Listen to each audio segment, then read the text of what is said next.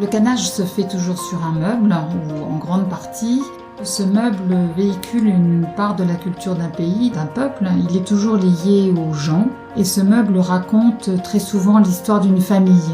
Et en cela, la restauration d'un canage participe à la transmission d'une culture patrimoniale très riche, en particulier en France.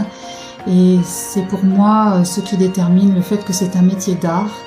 Ce souci de transmission m'a poussé aussi à entamer une démarche de candidature entreprise de patrimoine vivant. Le canage, il est réalisé à partir d'une matière vivante. Du reste, on dit que la canne chante quand elle est bien tendue. Et cette matière vivante, c'est une écorce de rotin, issue d'un palmier liane qui pousse dans les forêts tropicales asiatiques.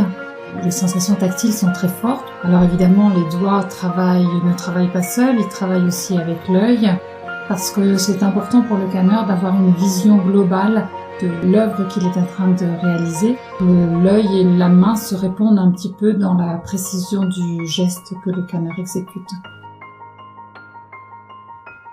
C'est un métier pour lequel il n'y a quasiment plus d'enseignement.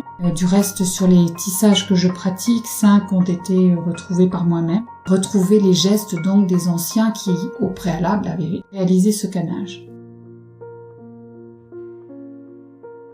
Je suis Laurence Mig, restauratrice en canage. Je vous invite à venir très nombreux au Salon international des métiers d'art.